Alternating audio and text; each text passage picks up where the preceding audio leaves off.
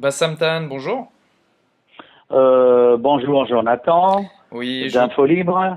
c'est ça, bienvenue sur l'agence Infolibre. Vous êtes notre consultant, notamment concernant tout le Moyen-Orient, et notamment, surtout concernant la Syrie, puisque vous êtes d'origine syrienne.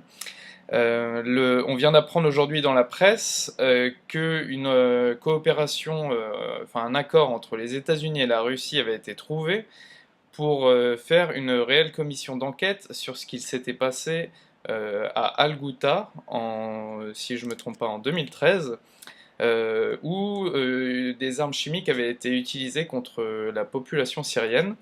Et à l'époque, il y avait eu tout un tintouin médiatique pour accuser Bachar al-Assad. Et ben, manifestement, les preuves devaient manquer, parce qu'à ce jour, on ne sait toujours pas encore qui a fait ce coup-là.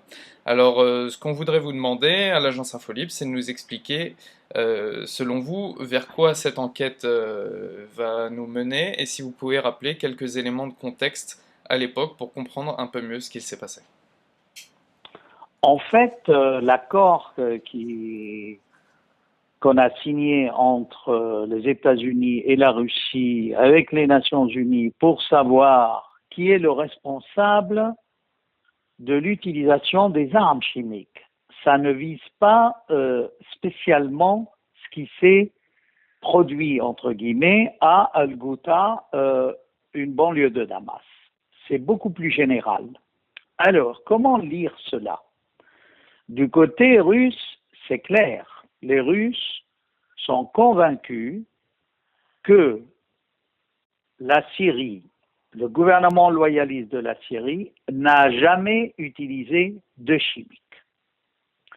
Par contre, il y a toute une campagne médiatique qui veut faire croire que la Russie lâche le président Bachar el-Assad.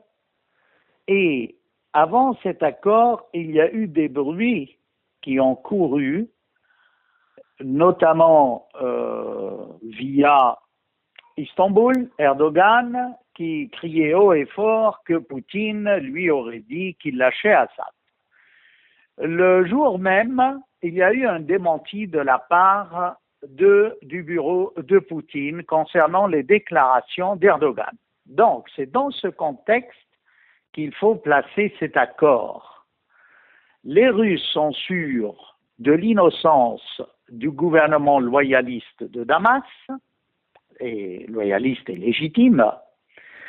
Par contre, les Américains tentent à nouveau de trouver quelque chose contre Assad. Alors, du côté américain, on sait très bien qu'Obama, jusqu'à la dernière minute, voulait bombarder la Syrie.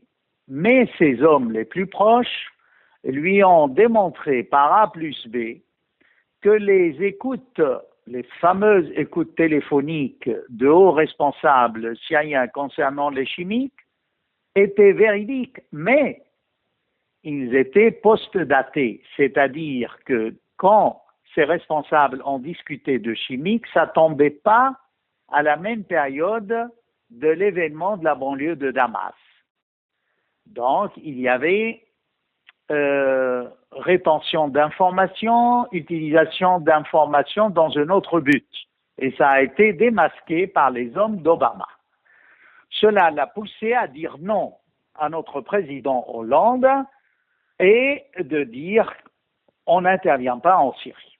Voilà, Alors donc revenons. François Hollande s'était retrouvé en difficulté parce que finalement il était plus belliqueux que les Américains sur ce coup-là. Exactement, parce que le gouvernement français, dès le début, a reconnu cette coalition fantoche qui n'a aucune légitimité. Parce qu'on peut discuter de la légitimité d'Assad, mais après tout, il a été élu par son peuple, tandis que cette coalition a été élue par personne. Ce sont quelques comploteurs farfelus qui ont eu la bénédiction de la France. C'était le premier pays à reconnaître ce Conseil national syrien, puis la coalition sous pression de Mme Clinton. Donc, quelles sont les preuves, si vous voulez? Il faut rappeler que l'Akhbar Ibrahimi une fois qu'il a laissé sa mission en Syrie, a déclaré à France 24, dans une interview, que on lui avait demandé d'enquêter sur le chimique, mais de ne pas dire qui a utilisé le chimique. Alors forcément, il y a eu du chimique utilisé. Et Del Ponte l'avait dit et n'a pas obéi aux Nations Unies. Elle a dit que c'était sans doute les rebelles. L'opinion de Del Ponte est quelque chose de sûr et de vérifié quand on ajoute à son témoignage toute l'enquête des correspondants de la presse russe qui étaient sur place. Sur place, que ce soit dans le nord de la Syrie, dans la localité de Khan el-Hassan, c'est une banlieue sud d'Alep, où effectivement les rebelles, selon ces correspondants, avaient utilisé le chimique contre une caserne de l'armée loyaliste. Venons maintenant à d'autres éléments. Par exemple, en Turquie, l'opposition turque a mis en relief le fait que des policiers turcs avaient arrêté 2 islamistes qui étaient en possession de tout le matériel pour fabriquer le gaz moutarde. Alors, comment c'est que les Turcs ont laissé passer beaucoup d'islamistes en Syrie, beaucoup, enfin, des dizaines de milliers jusqu'à aujourd'hui? Il est fort probable que ce soit ces islamistes, que ce soit Al-Qaïda ou l'État islamique ou parmi les 80 groupes d'islamistes qui existent, qui aient utilisé différentes sortes de gaz chimiques. Venons au problème de la banlieue de Damas. Là aussi, les choses ne sont pas claires parce qu'il y a eu des vidéos qui étaient postées avant même l'attaque. Oui, enfin, ça, il me semble qu'il y a quand même peut-être une explication. C'est que la mise en ligne des vidéos, parfois sur YouTube, enfin, sont mises en ligne par rapport là où se trouve le serveur d'hébergement des vidéos et qui se trouve pas forcément au même fuseau horaire.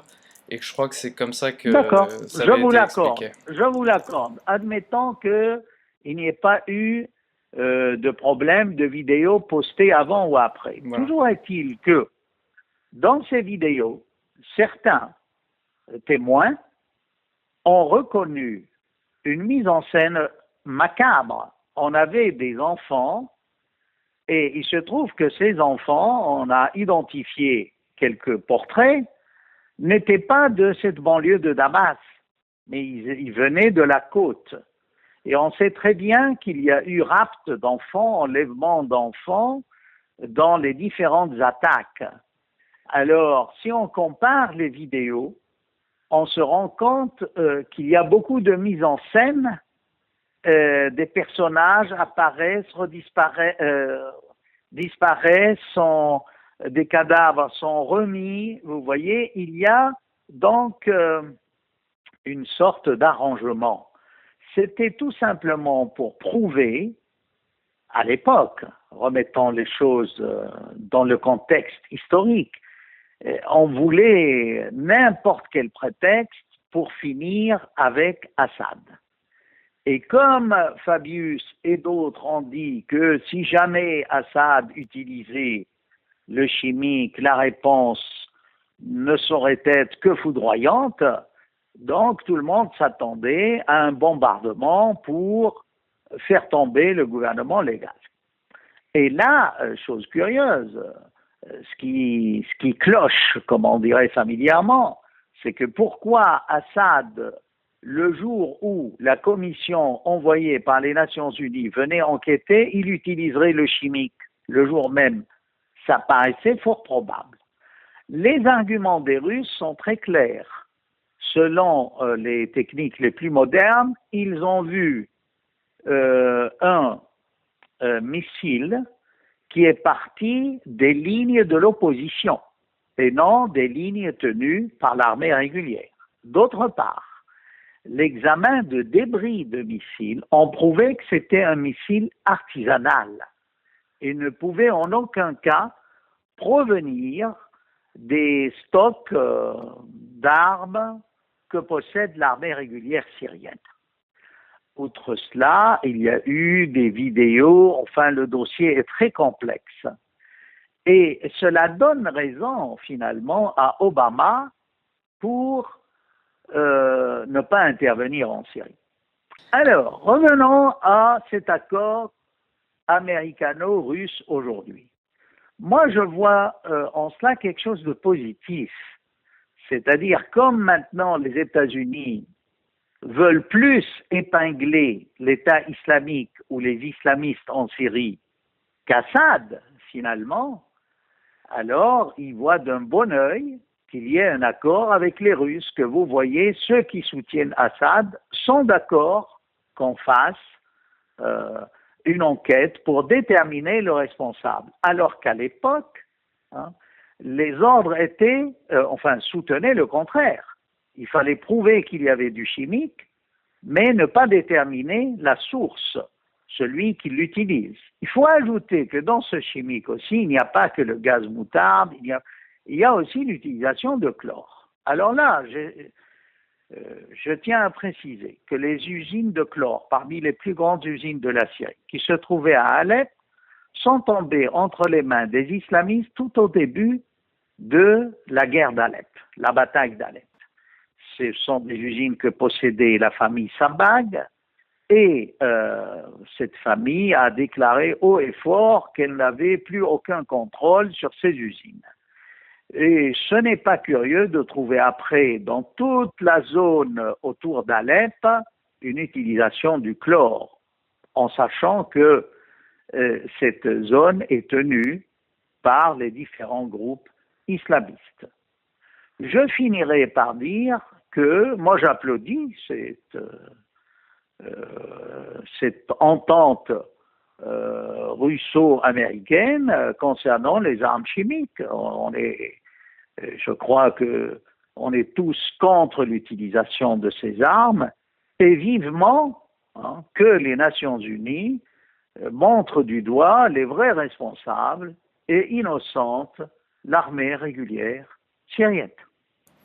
Okay, je vous remercie Bassam Tahan. J'aurais simplement une dernière question, puisque je vous trouve un petit peu optimiste sur les intentions des États-Unis concernant leur intervention. Il y a quelques jours, les États-Unis ont commencé à faire des frappes, ce qu'ils appellent des frappes défensives en Syrie, pour appuyer le groupe qu'ils ont équipé et entraîné, selon leur dire. Selon le porte-parole du Pentagone, Bill Urban, il a déclaré « Nous devons agir pour défendre le groupe Nouvelle-Syrie que nous avons entraîné et équipé ». Et donc ces frappes défensives sont destinées à être employées, contre l'État islamique, donc a priori là ça pose pas trop de soucis, mais deuxièmement ils ont aussi envisagé de frapper si l'armée de Al-Assad partait à l'offensive contre ces rebelles. Selon vous, est-ce que cette nouvelle mesure de la politique américaine ne risque pas d'embraser la situation ? Alors, effectivement, il y a des rebelles entraînés par les Américains. Ces rebelles ne sont pas si nombreux que ça.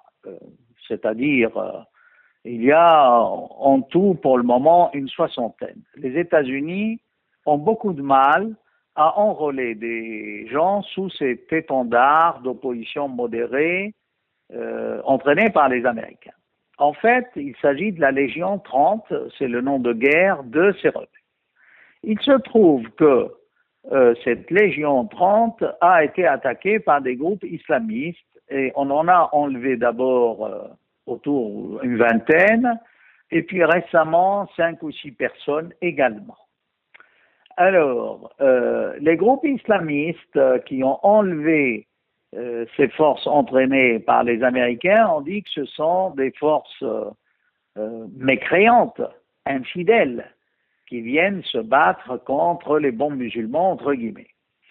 Les États-Unis, au départ, ont parlé de la formation de ces éléments pour lutter contre l'État islamique et les islamistes.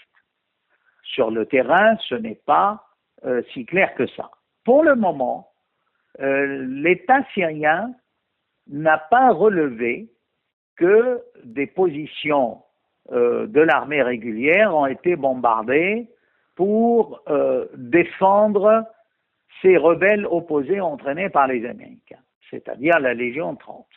Maintenant, il se peut qu'il y ait des dérapages, mais ça va être difficile parce que au moindre dérapage, on met en cause tout l'équilibre actuel en Syrie. Aujourd'hui, les Kurdes se battent contre l'État islamique. L'armée régulière syrienne se bat contre l'État islamique.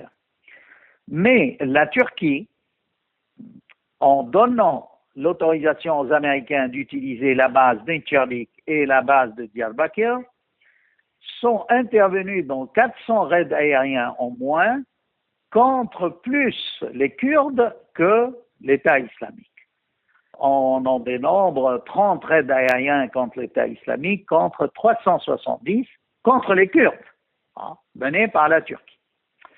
Alors, est-ce qu'il y a des gens du côté américain qui essayent de créer un incident ou d'obliger Assad à ne pas intervenir dans cette cuisine américaine? C'est-à-dire que si on crée dans le nord une zone où on réexpédie, on rapatrie les immigrés syriens en Turquie, est-ce que Assad va intervenir contre? Tout le problème est là.